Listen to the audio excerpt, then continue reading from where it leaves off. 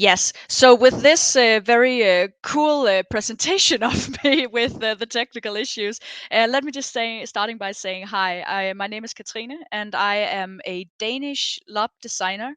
And I've been LARPing for quite a while, but I've also been designing different things. Like there's a Game of Thrones inspired game called Spoils of War that I also do. I've done some changeling, so some Fae stuff. I've done vampire LARPs, and I've been enjoying all kinds of different LARP writing, and especially the character creations and the relations are my specialty. I also play a lot of, especially Nordic LARPs myself. I'm very much part of the Nordic tradition, even though I have actually LARPed in the Czech Republic before at the De La Bed LARP, which I enjoyed very much. So I do enjoy different styles, but just with everything I'm saying here, I do come from a Nordic style. So please interrupt me with questions. Julie has promised to do so. If there's anything that sounds strange or something that's different or something you want to ask, you're very, very welcome to.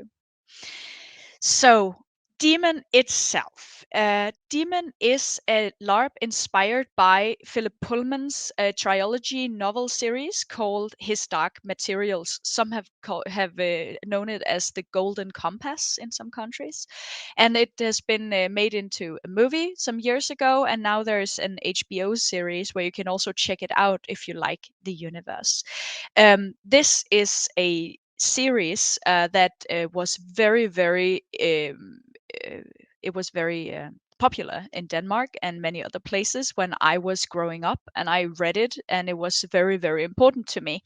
Um, what is very special about this universe and what has inspired this LARP is that your soul is outside of the body and it's in the form of an animal. So, what I will do now is go through the core concept of Daemon, and so you understand what the LARP is about. And then afterwards, I will go to the specifics of what was it like to play two people as the same character. Because I do think that if there's one thing you should play this LARP because it is playing two people as one character, and there are some both very good things and some difficulties in that.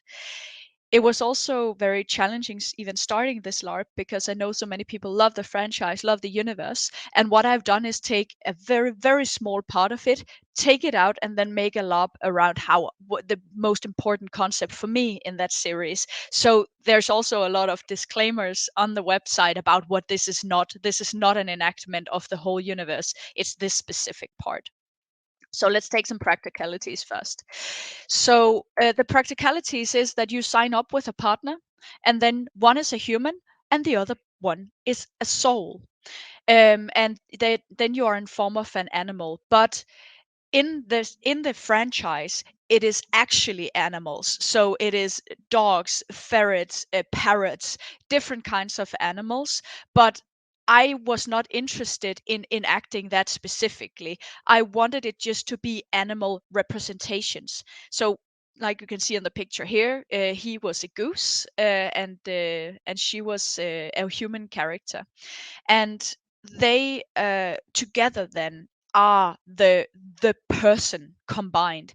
So the animal representation part is also because I did not want people to crawl on all fours all the LARP and not being able to eat the dinners and sleep in beds, because that's not the part of the LARP I am interested in. I'm sure you could do that. You could choose to actually try to enact the animal parts even more, but I am interested in the playing two people so closely together as one character. And then you could say, why not just make it two people and not an animal? Well, I think there is some value in when you play a LARP in a very different way, like this LARP, which I will go through more how it's different to play this LARP. Um, then it's a help to have the animal capacities and the animal representations and body language in the back of your head, because then you are also helped with how can you be a person's soul in a different way. So the core concept I've been inspired by, like I said, is this part with the inner self of the human, the soul is manifested outside of the body in the form of an animal. Another thing that I've done design wise, that is also very much inspired from the franchise, is that the two people cannot move physically very far away from each other. There is a limit for 2 meters, which means that you are going to be very close to this person all through the LARP. You can't move more than 2 meters away from each other. This is from the franchise where it's very painful to go far away, besides from one type of character that can actually do that, and I'll get to that later as well. Um, but what I have chosen is, instead of binding people together, which would be pretty awkward, I made workshops where people were practicing with strings. How can you keep this close to each other at all times? And then you try to move amongst each other, you try to play scenes, and then you started to find kind of your own invisible boundary. Um, so what it took to play this LARP that is different from other LARPs is that it also took a lot of situational awareness. Because if you imagine that you are standing, like you can see, I'm here with another human. If we are standing there talking, I can not only focus on him like I usually would in a LARP conversation between two people. Our demons are on the floor right now, fighting each other and showing how we actually feel about each other. This is this person's fiance, and this is how they actually feel about each other, even though they are very polite to each other. So, um, the situational awareness is very taxing because you have to follow several conversations at once. And of course, you can't necessarily do that, but you have to try to be aware what your demon is doing. That also means that if the demon is running out of the room angrily, you have to follow, because there is the physical bond. uh, and this also has to do with spatial awareness. So how far are you from each other? How can you move in a room together? And it really required not zoning out too much. It is a bit of a hard game relaxing in, because you have to be aware of your surroundings all the time. On the other hand, you could sit down just with your demon and have kind of your internal monologue discussing, so what are we going to do next? What am I going to say? So this is the downtime you would usually have during a lap, you can have that with someone else. And then of course you could go away from the game if you really needed a break. I have collected some citations from the LARP from players, to show you some of what they said.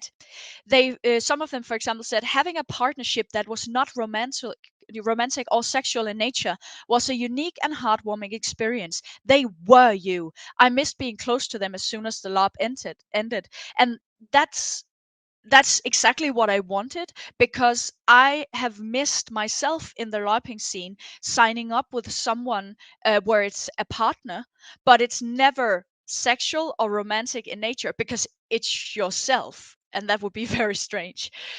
So it's a partnership where they are you, and then you can, of course, can have romantic relationships with another couple or two other couples, and that makes it very interesting because more people are involved.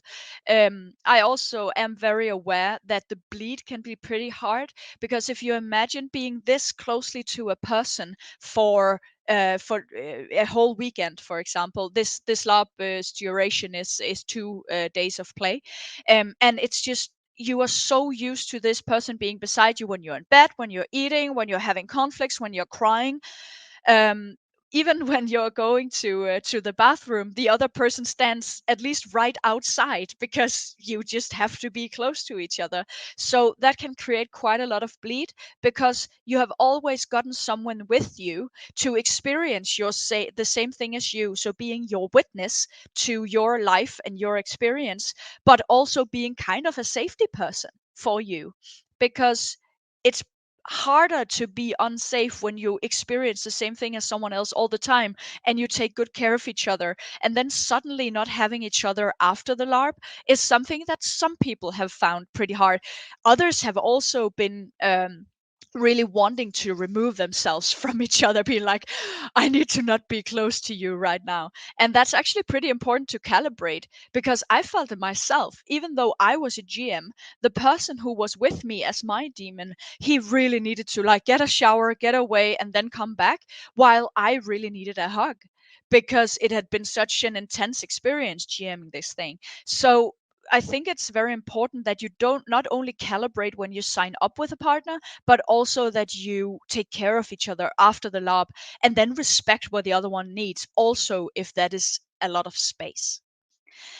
So now we are getting a bit into the sign up, because as I said, you are signing up as a couple, and the sign up requires quite a lot of calibration, because it's not only do we want to play together, it's also do we want exactly the same play style. I will grant that there are characters that are written where, for example, the human and the demon is very much in conflict, which means psychologically that the person is in conflict with itself or hates itself or something like that. But usually you will have at least the same kinds of experiences. So if one person doesn't want a love relation, then it's not very good if the other one really does, because I can't accommodate that as a GM in the casting process, because you want two different things. So you have to be calibrated play wise. But actually, it's a very good idea that you're calibrated sleep schedule wise. When do we need breaks? How much do we need? How much intensity in our games do we want?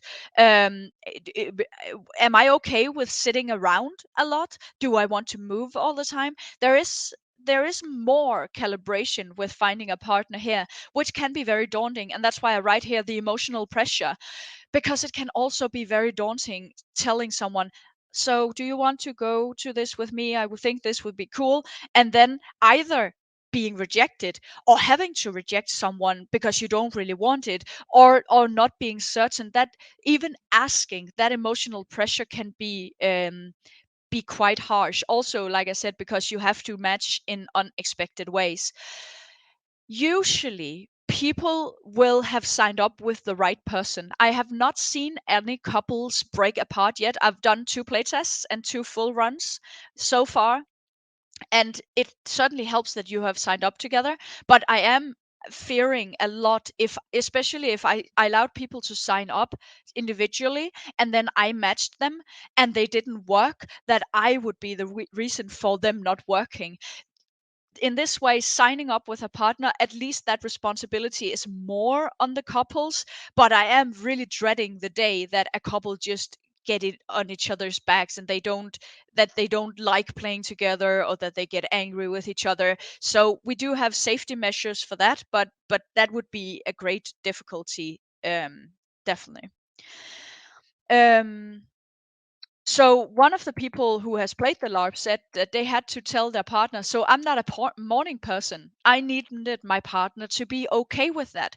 So with this LARP, I have a very strict structure and time schedule wise of when are we playing and when are we not playing.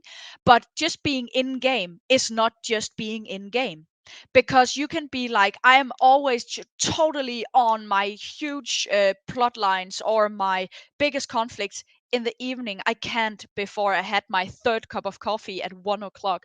And you have to calibrate that, because you have to have kind of the same energy, or be okay with one person pulling the other along, because there can also be some cool play in the human being extremely active while the demon is more calm, or laid back, or the other way around. So like two humans are having a very quiet conversation because actually you as a player really need to just chill out for a bit, have a quiet conversation.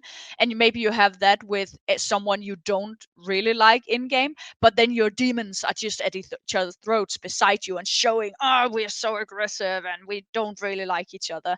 So in that way you can also help each other have the extra energy, also with the situational awareness, that I'm sure you also know the feeling sometimes when you're talking to people, you have a lot of responsibility in the conversation because you have to carry the conversation much more than if you're four people. And that's the same thing here. Like, if you don't have any good ideas for what to say to this person right now, or that you're not, you don't know what to do with this scene, maybe your partner can actually carry it, and then you have played the scene as much as if you had said something yourself.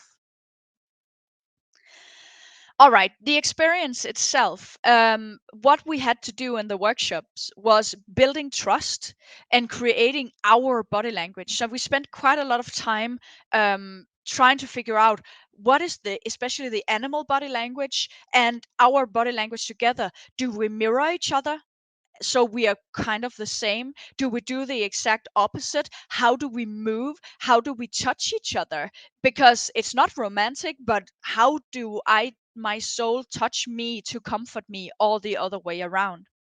So the experience of building trust was very, very important as well.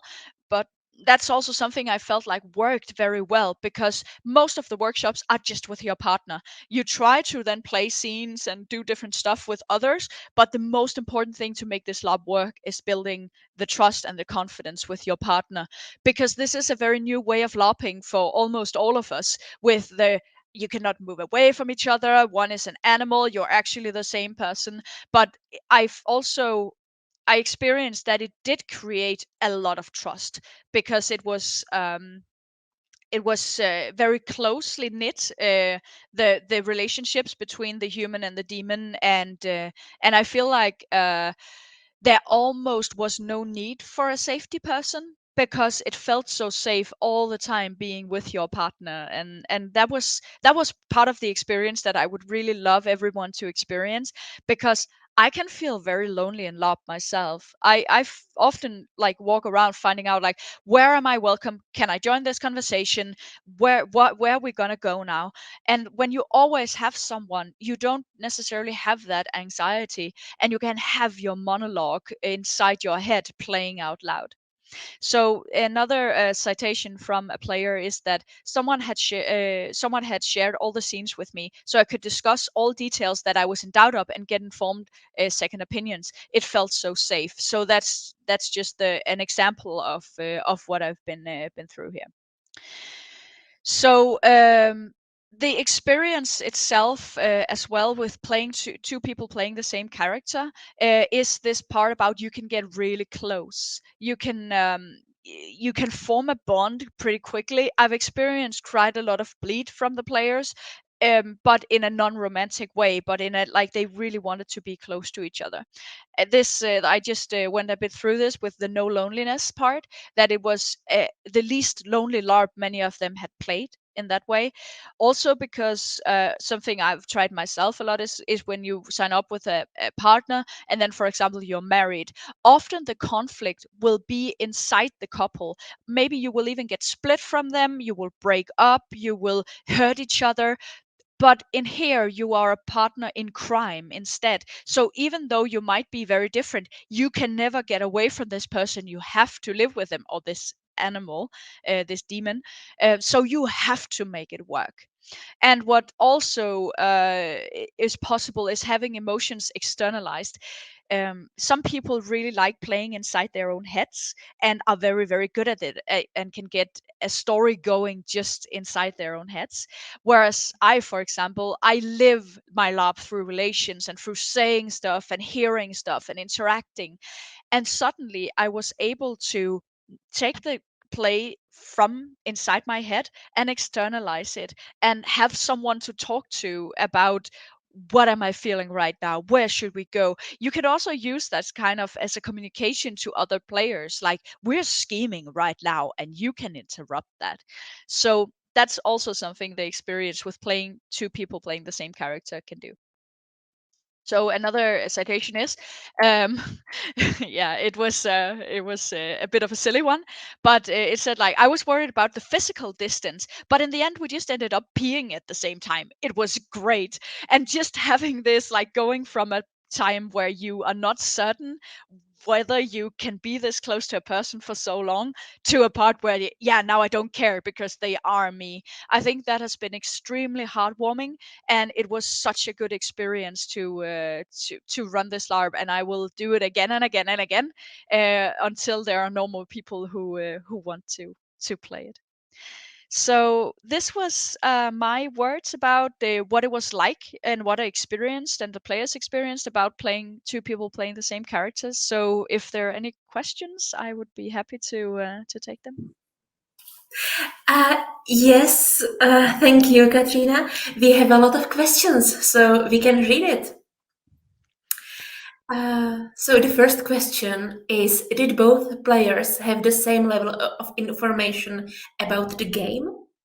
Yes, everybody had the same information. It's also a transparent LARP, which means that you could read all the characters. But the character sheets are made in a. I write very extensive characters, and that's not necessarily always a good idea. But for this LARP, I thought it was important. And then you get the same character sheet as human and demon, and you are written as one because you are one person, which means there are actually only 15 characters you need to go through because there are only 30 players in the lobs, so 15 couples. So that meant that you always had the same information before the larp, and then during the larp you were together all the time. So yes, then you would have the same level of information. Mhm. Thank you. The second question is, have you played some Czech LARP? How was it? Yes, I played De La Bit, I think 6 or 7 years ago, and yes, it was very very interesting. What I really liked about the Czech way was kind of the fixed. I don't. I apologize if it's not specifically Czech, but what I felt was different was there were these set points where you were supposed to be somewhere because you had to experience something. Because I always feel like plots is a lot about coincidence. So like, do you necessarily experience this thing that would be very cool? But when you knew you had to be at this place at this time, that really helped my game. So thank you. Thank you for the answer. Uh, and then, not really a question. I'm just looking at it and thinking it's looking like a movie. Wow. Also, the LARP sounds amazing. Does it have international runs? Thank you so much. That's very kind. Yes, it only has international runs. It's in English, and I have been collaborating with a lot of different people in different countries.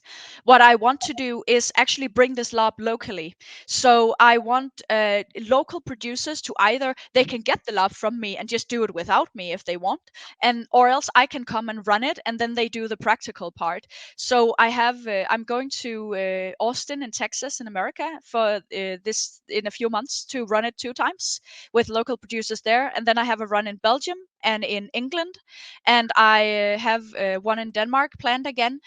What I do really want it's a location in specific LARP. So you can do it in a public school, you can do it in a huge castle. It just needs to be able to have 30 players, and dinner scenes are very important. So you need dinners. But besides from that, I really want to do cheaper runs as well.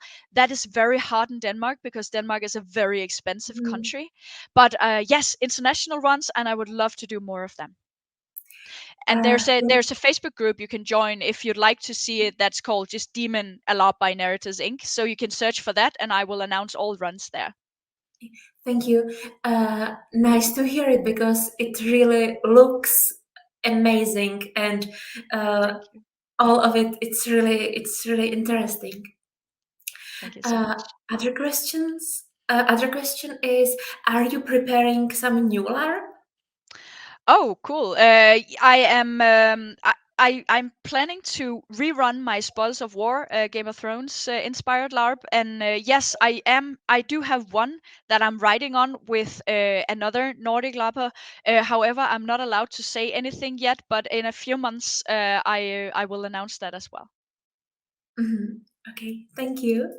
Welcome. And the last question: did the relationships in the couples persist, or did it stay parasocial after the LARP? Were there couples who didn't know each other before the LARP? Yes. So the relationships in the couples, it was very different because it was very different what different people needed. So some really needed to separate from their partner, some needed to be very close. I feel like the most feedback I've gotten is that more people have gotten closer to their partner off game after the LARP. And there were couples that did not know each other at the test runs. I have not. I have not seen any that. Yes, actually, there was one that only vaguely knew each other, but then it's because they write on the page for the LARP. I need a partner. Does anyone want to play with me? Which is extremely cool, and I love that people are being open and like, yes, I just want to play with someone. Let's see if we can work together. It's mostly the I don't dare being responsible for putting people together because it's such an important part of the experience. But I would say, like, if for example I said I would run it in the Czech Republic with some local people there, if they then said yes, but people here are very cool at taking each other in, or we want to put people together, that would be totally awesome. And I'm not against it. It's mostly like I'm afraid I can't live up to that responsibility.